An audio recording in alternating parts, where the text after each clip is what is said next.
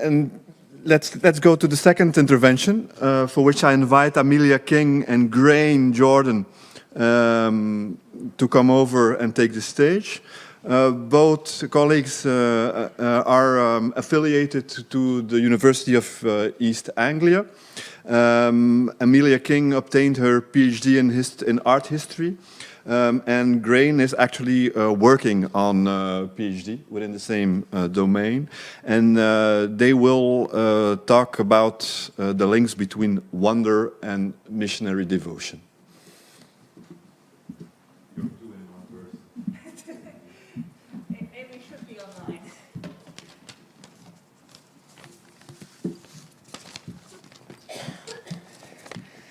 So thank you. We are here today to talk about how missionaries use magic lanterns to visualize Christian brotherhood across continents. In 1876, the Juvenile Missionary magazine related an anecdote from a missionary stationed in China. It reads, "A poor young man gave me 6pence to buy a slide for the lantern and said he hoped it would convert 10 souls." How the Chinese youth reached this penny slide to soul conversion is not elaborated upon, but it is the perfect microcosm of the missionary logic that connected money, material tools for conversion, and their ultimate aim, the claiming of the heathen soul for Christ.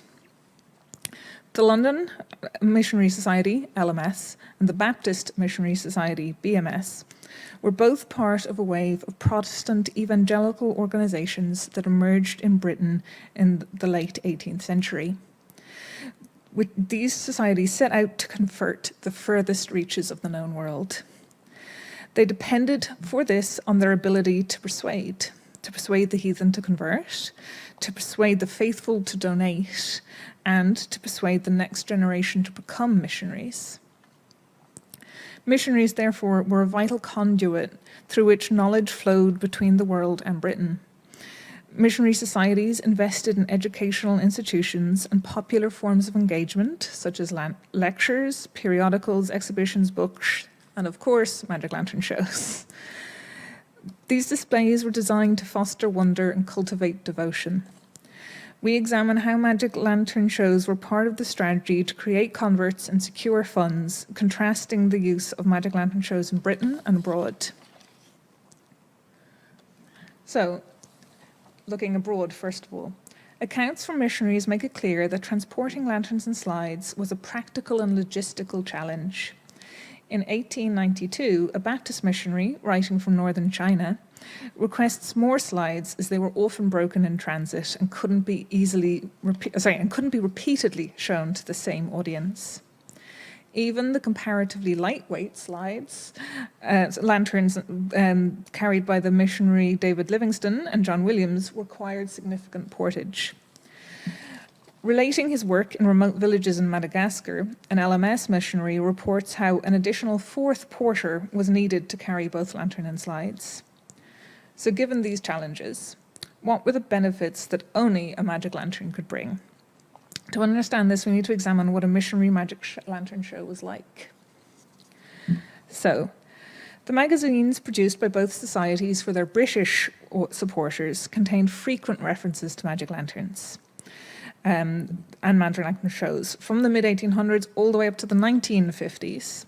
Some of these accounts go into details of the slides used and the accompanying commentary and audience reactions.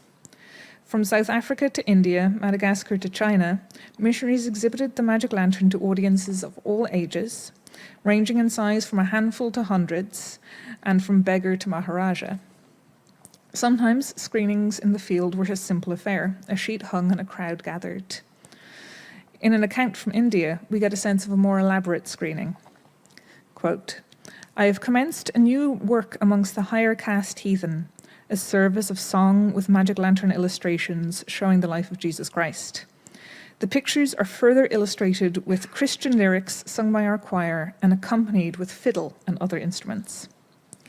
Given their literal mission, it is unsurprising that the most commonly mentioned slides are biblical, considered useful as aids to instruction, understanding, and memory. Other slides explicitly mentioned include the array erected here. There was a clear expectation that the British juvenile reader would be familiar with the content and formats of the shows. So, the invaluable work of Dr. Mary Borgo-Tunn has identified commercial side sets from Carpenter and Wesleys as that which was used in the field by the missionary John Williams in the South Pacific in 1838. In an account from South Africa in 1860, it is clear that this still same set was being used by missionaries over 20 years later. So this is a quote describing these slides. They were much pleased with the representation of the ark.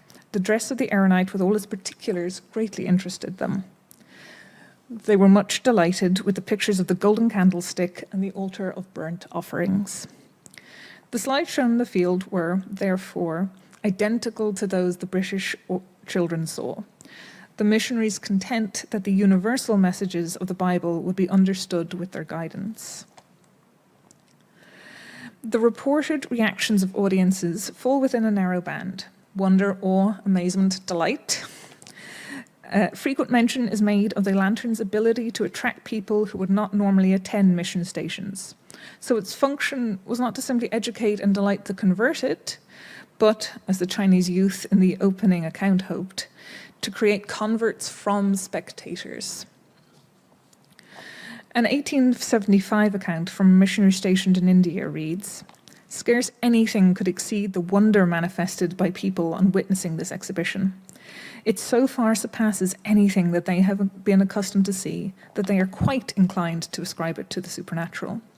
Hence, as a means of gathering the people and arresting their intention, I have found the magic lantern very useful." Missionaries took great care in framing their requests for lanterns as strictly educational. Despite this, many missionaries were happy to provide unadulterated entertainment as a means of enticement. An account from a Zulu mission makes clear, relating how the show continued until someone cried out, "I have broken down, I cannot laugh anymore." A letter in the Juvenile Mission magazine in 1860 creates a direct link between the children in London who donated the lantern and its recipients in South Africa.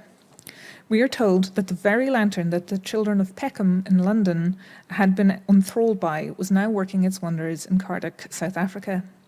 The letter goes on to explain that the lantern is being exhibited in a room named for a particularly generous school, collapsing the space between London and Cardiff.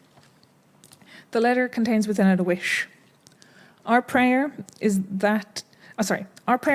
that all the kind contributors may meet our little African children around the throne of God in heaven. As well as these ties of patronage, naming, and imagined community in heaven, the magic lantern also acted as a window between worlds. Writing in 1934, a missionary recounts an evening spent in rural China exhibiting the magic lantern and slides he carried on his bicycle.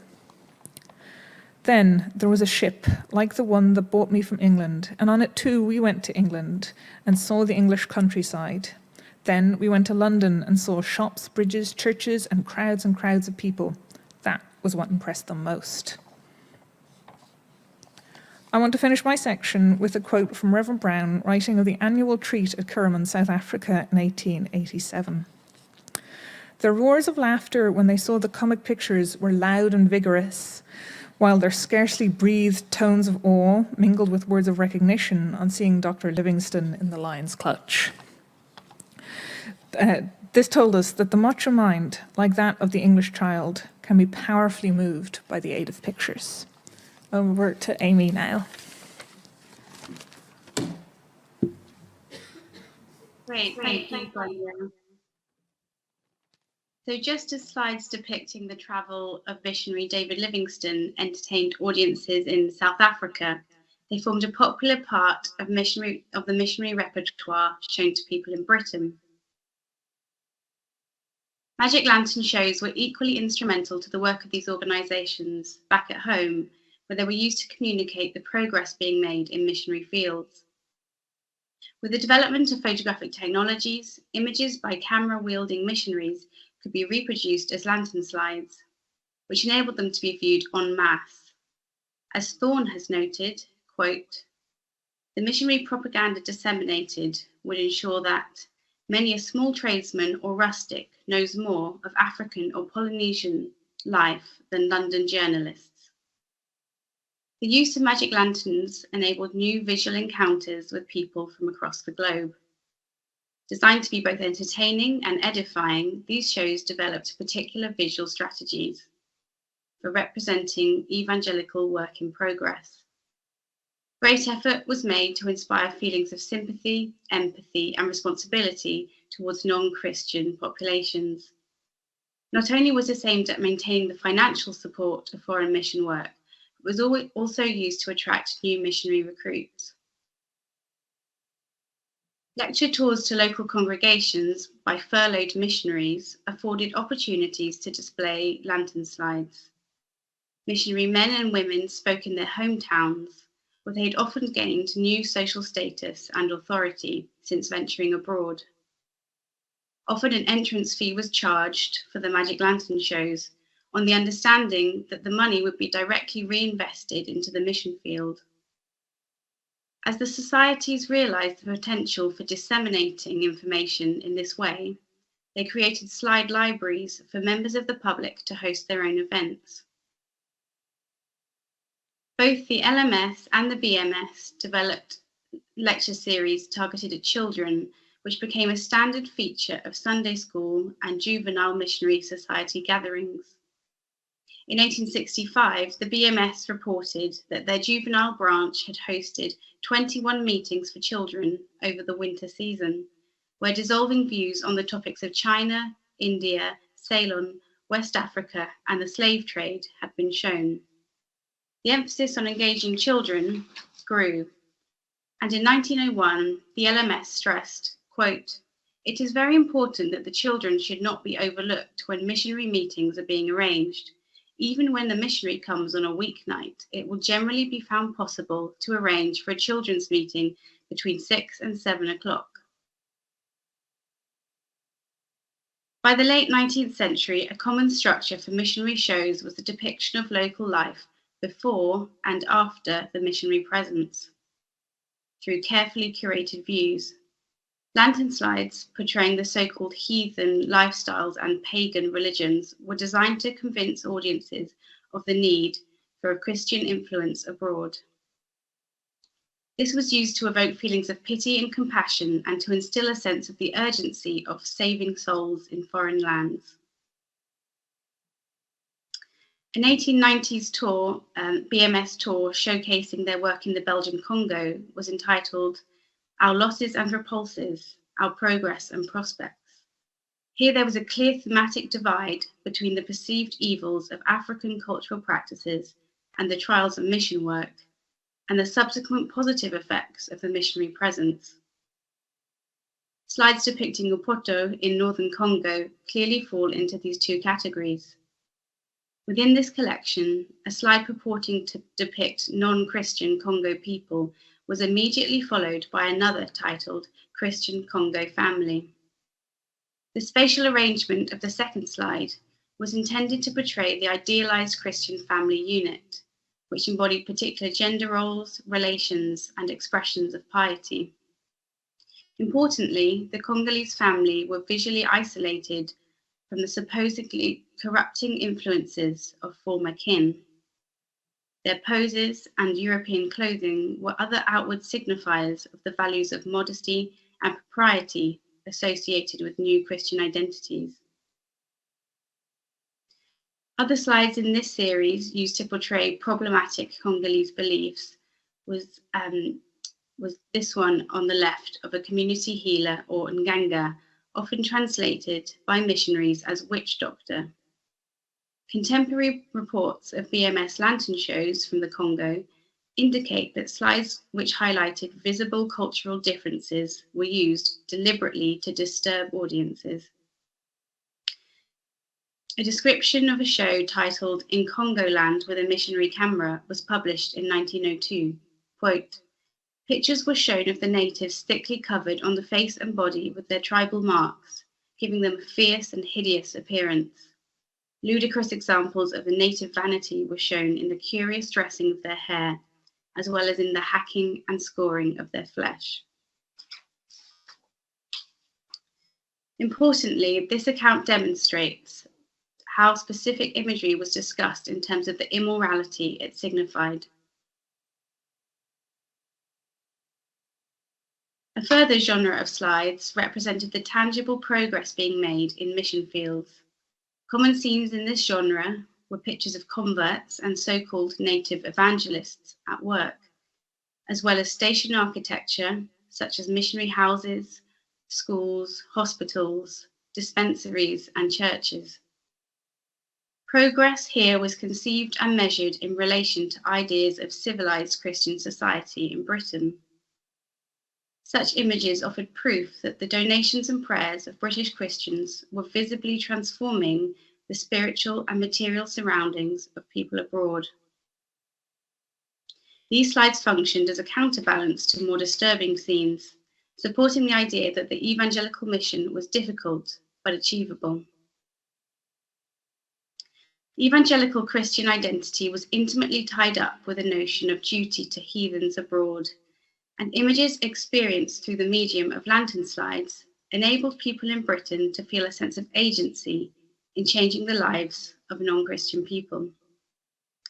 The use of lantern slide imagery representing efforts at specific missionary stations enabled the LMS and BMS to personalize the plight of the heathen. By depicting named individuals in the field, Missionary made the encounter with non-Christians more direct. Furthermore, the task of saving one individual was conceptually more possible than saving whole continents. An account from the LMS in 1894 indicates that the strategy of specificity was effective. The Reverend Dauncey delivered a talk about his work in New Guinea, in which he showed a portrait of a so-called village chief. The chief had requested a teacher, but lack of money had meant that the LMS was unable to send one. Quote, "Hearing this, the young friends, led by their minister, made up their minds to send this chief the teacher for whom he begged." This demonstrates how the magic lantern was central to collapsing the distance between places and maintaining the imagined Christian community upon which evangelical missions depended. For audiences in the field and at home, the magic lantern offered a window into new worlds. It was carefully used by missionaries to build spiritual and material links between distant communities and to convey a sense of shared Christian purpose. The lantern's novel ability to captivate meant that missionaries came to rely upon this form of spectacle for evangelizing, and it became an eagerly anticipated part of missionary presentations. A quote from in China conveys how useful it had become by the end of the 19th century. Quote, "Many have come again and again, and it is certain that in no other way could such audiences be brought together and such close and respectful attention secured." Thank you.